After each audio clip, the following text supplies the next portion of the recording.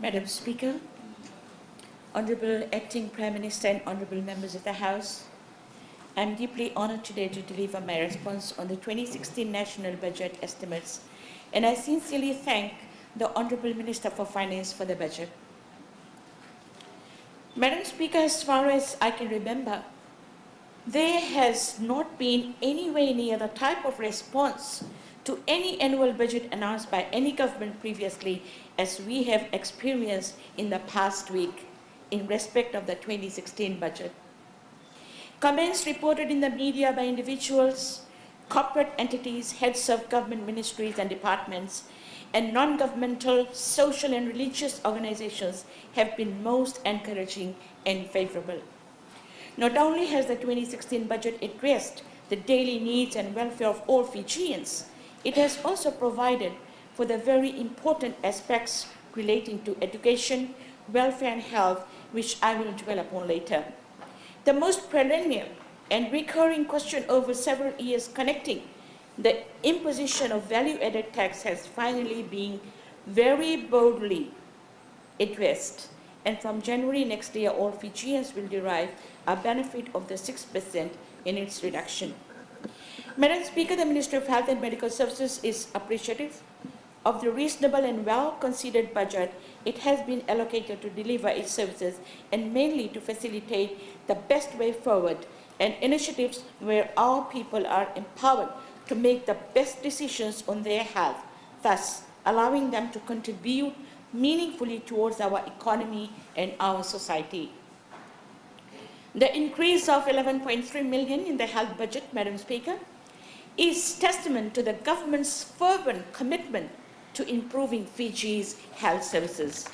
It is also a clear indication, Madam Speaker, of the government's genuine, undivided and uncompromised intention to invest in the health of our people so that we may cultivate longevity and, as alluded to by the Honorable Minister of Finance, a people that is healthier, stronger and free from preventable diseases. I believe this will ultimately result in high productivity and performance in all spheres of one's life.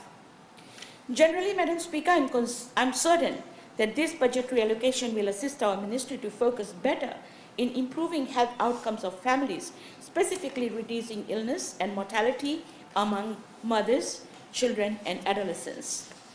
Madam Speaker, the need to focus on the family cannot be overemphasized. As we all know, the family is the nucleus of our very existence, and productivity should be given diligent priority in our roadmap for development.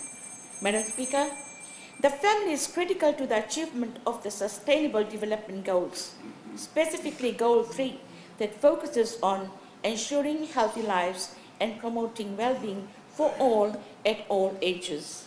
Madam Speaker, I am pleasantly encouraged with the allocation towards family health in the overall health budget that undoubtedly favors the improvement in family health projects, including the broad spectrum from child health development, children of school age, adolescent reproductive health, food supplement for malnourished children, and other initiatives which encompass the family.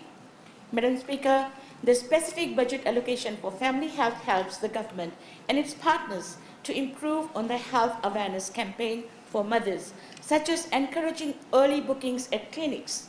The importance of this campaign is also further promoted by the government through the food voucher program by the Ministry of Women, Children and Poverty Alleviation.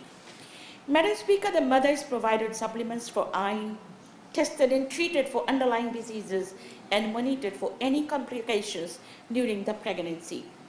Our intention, Madam Speaker, is to ensure that every mother has a healthy pregnancy and every child has the best start to life physically, mentally, and socially.